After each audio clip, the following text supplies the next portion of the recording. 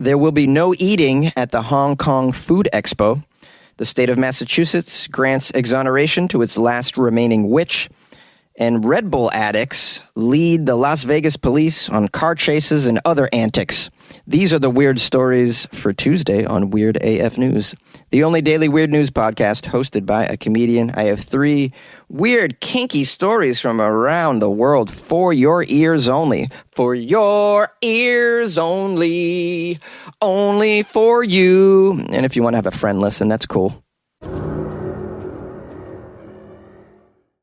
Hong Kong bans eating at the annual food expo. How do you ban eating at a food expo? What are we supposed to do? Just smell the food? Just look at it?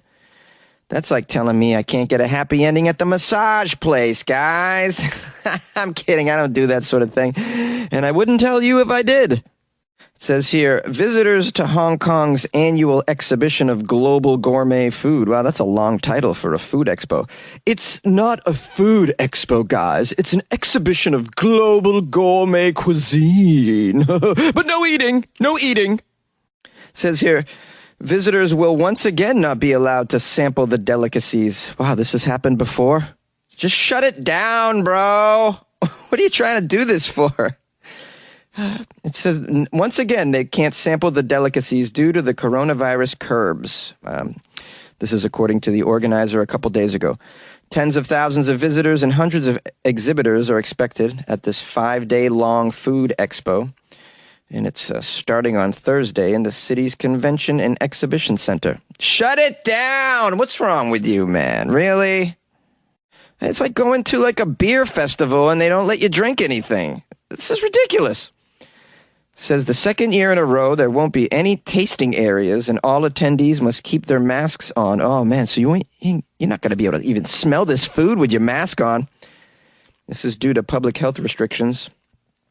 Here's a quote from someone named Sophia. She's the CEO. We understand that visitors would like to taste the samples. We hope we can resume this arrangement after the pandemic when it's safe and hygienic to do it. Shut it down, Sophia. Shut it down. Honestly, what are you doing? Sophia doesn't give a damn. She says, we're not concerned by the impacts on the exhibition. This is going to be the second year of the tasting ban, in fact. The number of exhibitors participating in this year's Food Expo actually exceeded that of last year. Yeah, that's because they thought you'd be able to taste things this year. Ma'am, you okay? Because last year, you probably had a lack of exhibitors. You probably had like a downturn. And they're like, well, this year can't possibly be no tasting. And then, surprise, no tasting a few days before you're supposed to open the doors. I don't even know how you buy a ticket to this event. Like if you're a foodie, you can't participate at all in taking in of this gourmet cuisine once you're there, other than looking at it. It's almost as though the organizers of this food expo don't even understand the basic principles of food and how food relates to humans. It's in the tasting and the smelling. I mean, it's like, imagine going to like a wine event and there was no wine to be tasted. Like you could just look at it. You couldn't even smell it. I mean, Hong Kong, I know, is a little strict with this stuff, but are we going to be heading back to this, guys? I heard about a mask mandate coming to California soon. Not again, guys. Not again. I can't do it again. I can't. Like, I can't live in a world where I'm not allowed to drink the beer at the brewery or no more stand-up comedy shows. I cannot, guys. The state of Massachusetts gives absolution to its last remaining witch. This story is out of Salem, Massachusetts, a place where I lived for a couple of years. I love Salem, Massachusetts. I highly recommend it as a place to visit if you ever find yourself in Boston. It's not too far.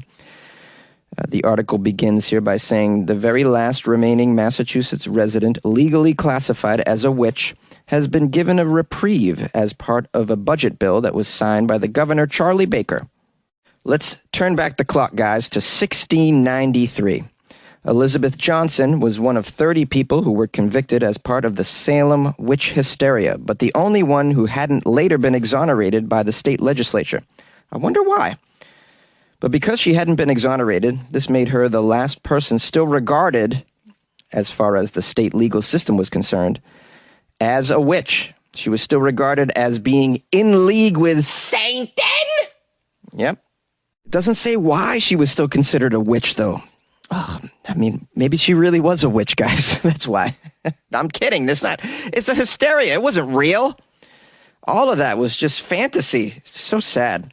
Part of our history, though. And if you ever go to Salem, there's a lot of places that you can visit surrounding the witch hysteria, like the Witch Dungeon, the Witch Museum, the old burial ground, and the witch monuments. I highly recommend it. Just a really cool historical spot over there. Well, the good news for Elizabeth Johnson was that she had people on her side. Johnson's cause was championed for over 3 years by Carrie LaPierre, an 8th grade teacher in North Andover, where Johnson lived more than 3 centuries ago. LaPierre led her class in learning about those witch trials, contacting legislators, helping draft legislation, and even lobbying state officials on behalf of this witch. The teacher's first step was to engage the help of State Senator Diane DiZoglio, a Democrat who represents parts of North Andover. DiZoglio became excited about the witchcraft issue, even though her past legislative efforts focused less on the excesses of Puritan morality and more on mundane issues such as earned income tax credits. I love how we have these people in legislative positions working on the old witchcraft issue instead of current problems that we have. I mean, not to say that I don't think this witch should be exonerated, but I mean, last time I looked around, we got some serious problems here. And I'm very familiar with that area because my hometown is adjacent to North Andover.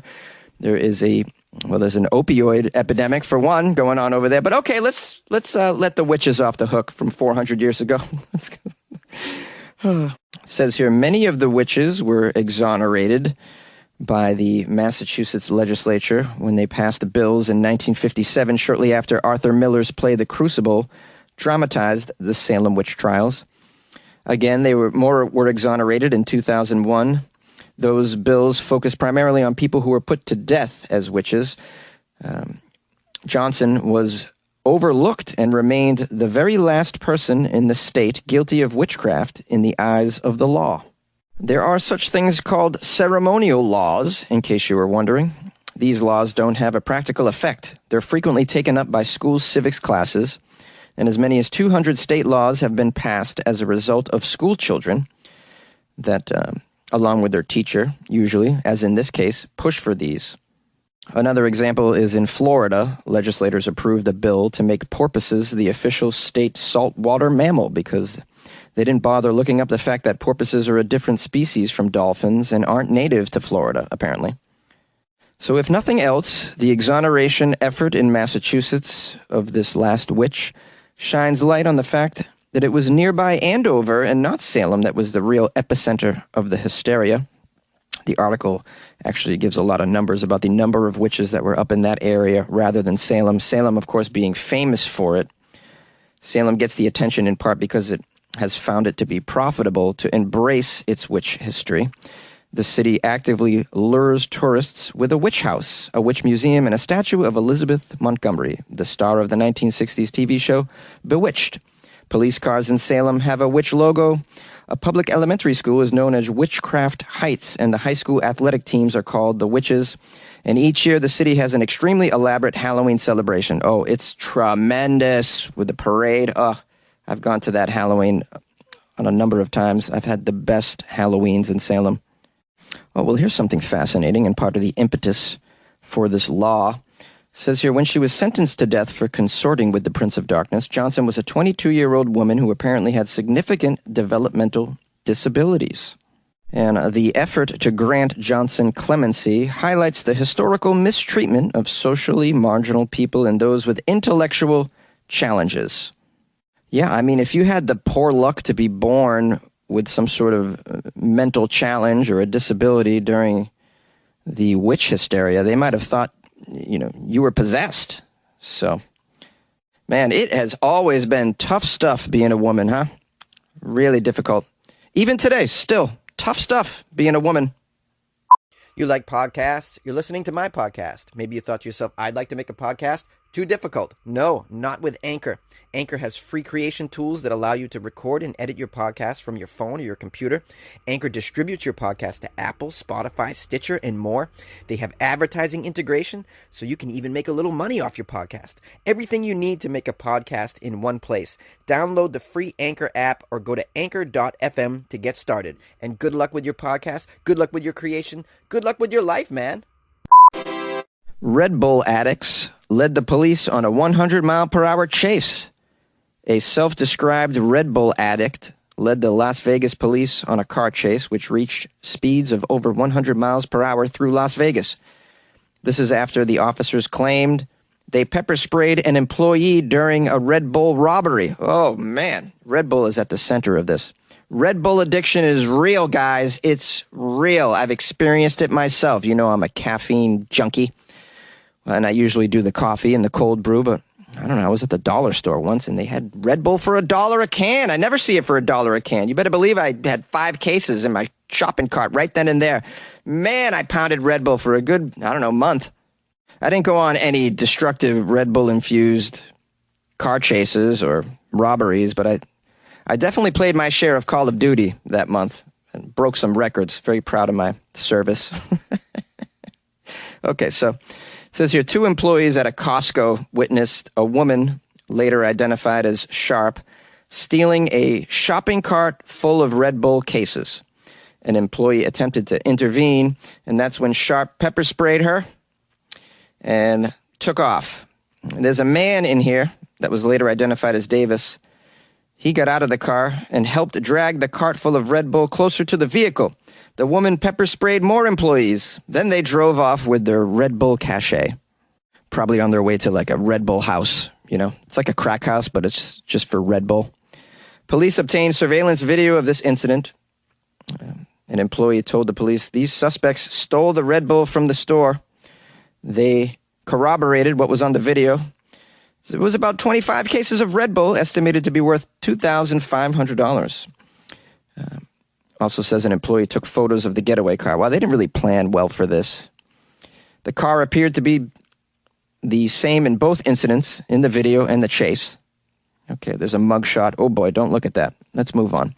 Police learned about a third case that reportedly happened in the middle of July at another Costco. In that case, a man matching the same description was, quote, acting suspiciously with a cart full of Red Bull cases. Wow, they've just been stealing cartfuls of Red Bull. Is that how you say it? English, Jonesy, do you speak it? Now, when the previous Red Bull heist was happening at the other Costco, an employee approached the same man who's been implicated in the latest Red Bull heist. And the man reportedly said to the employee, "You want some of this?" And then hit the employee's face with his elbow. Wow, you want some of this? You don't want some of this Red Bull elbow. The suspect then yelled, "I will blast you guys and shoot you," which is pretty redundant. I will shoot you kind of means the same as I will blast you. I mean, unless by blast you mean you have a blowtorch of some sort. You're gonna shoot a flame and then shoot them with a gun. You know. In a fourth incident, 4 incidents, a man with the same description entered another store and stole 20 cases of Red Bull. When an employee confronted the suspect, he said, "Don't approach me. I have a firearm. I will use it if you approach." And then he took off with the Red Bull. The driver's been identified. This is the 2 people. They know who they are. They're the Red Bull bandits. While in custody, the woman told the police she was the suspect in not all of those robberies, but just a couple. She said, quote, "I did it because I'm addicted to Red Bull." That's the quote. "I did it because I'm addicted to Red Bull." I told you guys, it's very serious. I myself am addicted to cold brews, so if I don't get my cold brew, guys, I might have to go out there on a rampage. So you know what you need to do. You need to donate to Jonesy's Cold Brew Fund. You can do that by going to weirdafnews.com. Oh, yeah, see how I squeezed that in there? Yay! Hey, thanks so much for joining me for another episode of Weird AF News. I appreciate you spending some time with me today. There's a million gazillion podcasts out there, and you chose Weird AF News today. Thank you. I hope I was a nice distraction from the debilitating mainstream news that you sometimes take in throughout the day. If you'd like to support the show, leave me a review on Amazon. Yeah, you all have an Amazon account. Well, just look up Weird AF News. It's an Alexa skill. And you can write a little review there. Give me some stars. Please give me 2 or more stars. I'd really appreciate that, Try and offset all these 1-star reviews. Would appreciate that. And, also, the only other thing I want you to do is to tell yourself today that you love yourself. Do it. Do it for Jonesy. If you want to call the show, you can tell me you love me as well. 646-450-2012. That'd be very nice.